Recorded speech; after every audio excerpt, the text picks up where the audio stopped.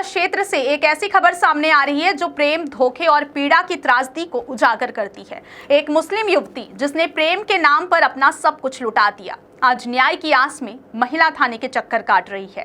दरअसल इस युवती की मुलाकात न्यायालय परिसर में एक युवक से हुई थी। दोनों अपने अपने वैवाहिक विवाद को लेकर कोर्ट में पेश होते थे। यहीं से बातचीत शुरू हुई और कुछ ही समय में यह जान पहचान प्रेम में बदल गई।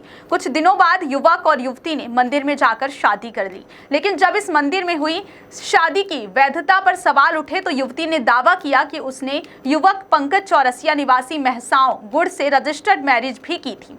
यही बात दोनों के बीच विवाद की जड़ बन गई। महिला का आरोप है कि इस दौरान युवक का परिवार भी उसके खिलाफ हो गया, उसके साथ मारपीट की गई, जिससे उसका गर्भ भी गिर गया। इसके बावजूद वह साथ रहने को तैयार रही, लेकिन फिर उसने कुछ ऐसा देखा जिससे उसका भरोसा पूरी तरह टूट गया। पीड़िता का कहना है कि उसने अपने प्रेमी पति को उसकी चचेरी बहन के साथ आपत्तिजनक स्थिति में देखा। तब उसे पता चला कि यही वजह थी कि युवक की पहली पत्नी भी उसे छोड़ चुकी थी। जब उसने इस हरकत का विरोध किया तो पूरे परिवार ने उसके साथ मारपीट की और इस हमले में उसका गर्भपात हो गया। अब पीड़िता ने महिला थाने में पूरे मामले की शिकायत दर्ज कराई और आरोपी के खिलाफ सख्त कार्यवाही की मांग की है। सवाल यह है कि एक महिला को कितनी बार चोट खाकर भी न्याय की उम्मीद में खड़ा रहना पड़ता है। बताइए, आज आप थाने गई थी और पुलिस अधिकारी के पास गए थे, मामला क्या था? सर, मैं न्यायालय गई हुई थी तो मेरी मुलाकात पंकज चौरसिया से हुई थी, जिसमें मेरी पहले शादी की केस चल रही थी। वहाँ मैं गई थी तो पंकज चौरसिया से मिली मुझे बात हुआ उससे, हर चीज वो हुआ। फिर इसने मुझे झांसा दिया कि नहीं, मैं आपसे शादी वगैरह कर लूँगा। फिर हमारी उससे फ़ोन में बात होने लगी। बात होने के बाद इसने मेरे से शादी भी की। शादी कहाँ हुई थी, कैसे हुई थी? शादी हमारी राम मंदिर पे, राम सागर मंदिर पे हुई थी। हिंदू धर्म के रीति रिवाज के साथ हुई थी। मैंने आप अपना मुस्लिम धर्म, हैं? जी मैं मुस्लिम हूँ। मैंने अपनी धर्म परिवर्तन की, हिंदू धर्म पे मैं आई। पूरे रीति रिवाज के साथ मैंने इनसे शादी की सर। ये अपने घर लेके गए, जो भी खाना होता है, समाज का खाना वगैरह होता है, सब इन्होंने किया, अपने परिवारों को लेकर आए। इसके बाद क्या घटना हुई आपकी? इसके बाद सर मैं पहले जॉब करती थी। जब तक मेरे पास पैसे थे, मैंने कुछ घर के सामान वगैरह लिया, उसको दिया, हर चीज़ किया। जब मेरे पास पैसे नहीं थे, इसके बाद मैंने इनकी बहन के साथ इनके संबंध देख लिया था। जो इसकी पहली बीवी भी सेम वही कंडीशन पे है जहाँ मैं हूँ। तो मुझे बोले कि नहीं, तुम मुंह बंद करके रहो, तुम चुप रहो, तुमको रोटी मिल रही है, तुम खा लो। सर, मुझसे बर्दाश्त नहीं हो रहा था। मैं गर्भवती थी, जिसमें मेरे कारण मुझे उन्होंने मारपीट की, बहुत की सर। यहाँ तक कि मेरा बच्चा भी मिसकैरेज हो गया। मैंने अपने बच्चों को भी खो दिया सर। आपको जो ये अभी बेटी की शादी हुई थी, मुझे पहली बीवी के बारे में इनका ये पता था सर कि वो तलाकशुदा है। ये नहीं पता था कि इनके डिवोर्स नहीं हुए। उसने झूठ बोलकर शादी की थी मुझसे। मतलब वो पत्नी उनके पास थी? वो पत्नी उनके पास नहीं थी। उसने भी केस किया हुआ था सर। तो उस इनका संबंध किसके साथ आपने देख लिया? इनकी चाचा की लड़की के साथ मैंने संबंध देख लिया था और सेम कंडीशन उसकी पहली वाली बीवी ने भी देख लिया था। जी हाँ, इसी कारण विवाद हुआ, जिस कारण पे आज मैं इस मोड़ पे खड़ी हूँ। ये तो आप किसी रजिस्टर्ड मैरिज की बात कर रही थी। मैंने रजिस्टर मैरिज की किया कि आप मुझे मंदिर पे शादी किए हो, मुझे मेरी बेटी का नाम चाहिए और मुझे भी आपके नगर निगम पे नाम चढ़वाइए। इस वजह से सर उसने मेरे पे मारपीट शुरू कर दी।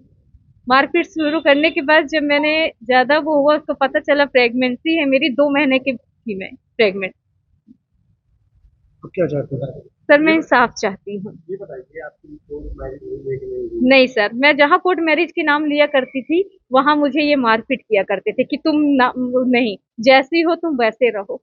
इनको पहले तुम कोई रिपोर्ट मत कर दो। जी हाँ भैया, कहाँ कहाँ तक? इसका मैहर थाने पे और सतना पे इसका चल रहा था। ये चीज मुझे बाद में पता चला, जब इसके वहां से नोटिस आया करती थी और ये रिसीव नहीं किया करते थे, तब मुझे बाद में पता चला है। पहली पत्नी से भी आपकी बात? जी हाँ, उनकी पहली बीवी से भी मेरी बात हुई। क्या बात?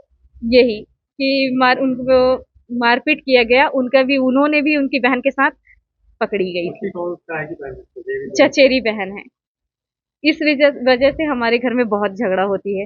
सेम कंडीशन में वो भी है और सेम कंडीशन में मैं भी हूँ। अभी आपकी फैमिली वाले जो हैं, जो आपके मायके वाले हैं, उनका क्या? मैके वाले से मेरा कोई संबंध नहीं, क्योंकि मैंने धर्म परिवर्तन कर दिया है। मैं मुस्लिम धर्म से हिंदू धर्म मैंने अपना लिया है। कोई समाज वाले आप कोई समाज मेरी साथ नहीं देगी क्योंकि मैं हिंदू धर्म पे आ चुकी हूँ। मेरा कोई नहीं है।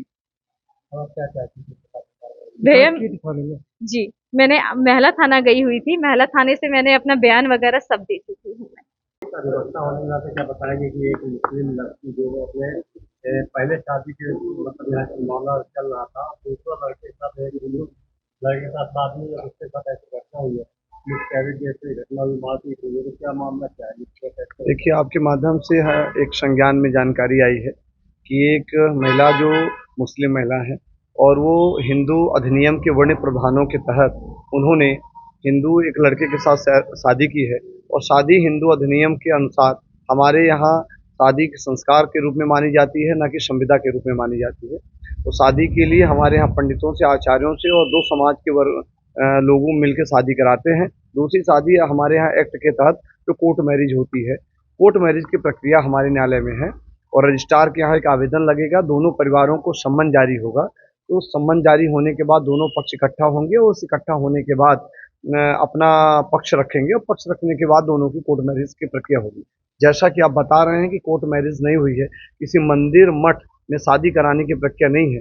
वो मंदिर मठ एथराइज तब हैं जब अभी माननीय सर्वोच्च न्यायालय ने ये भी कहा है कि किसी भी मठ मंदिर, किसी भी धर्मावलंबी शादी करा नहीं सकते, वो शादी निरस्त मानी जाती थी, अवैध मानी जाती है। शादी के लिए शासन के रेगुलेशन मापदंड बने हैं, पर अभी संज्ञान में जो दिया गया है कि एक लड़की कह रही हैं कि मुस्लिम समाज की हैं, हिंदू समाज में उन्होंने शादी की है, शादी हो सकती है, पर शादी की परंपराएं हैं, शादी की एक रेगुलेशन बने हैं, उस रेगुलेशन के अंतर्गत ये शादी वैध नहीं है, इसलिए कि शादी छल पूर्वक की गई है। और इसलिए कि ये भी बता रही हैं कि आपके माध्यम से जो जानकारी आई कि कह रही हैं कि साहब उन्होंने एक शादी की थी, तो जब एक शादी हो गई थी और वो शादी के लिए माननीय कुटुंब न्यायालय में प्रकरण विचाराधीन है, एक न्यायालय में विचाराधीन है, जब न्यायालय में विचाराधीन है, वो न्यायालय में डिसाइड नहीं हो रहा, तो किसी न्यायालय के बिना डिसाइड हुए ये दूसरी शादी कोई करता है तो छल है, षड्यंत्र है, धोखा है, अपराध है। तो निश्चित तौर से शिकायत हो रही है, शिकायत की गई है इनके द्वारा, तो उसकी जांच होनी चाहिए और जांच होकर संबंधित उक्त थाने के द्वारा विवेचना और विवेचनाधिकारी अपराध पंजीबद्ध करें।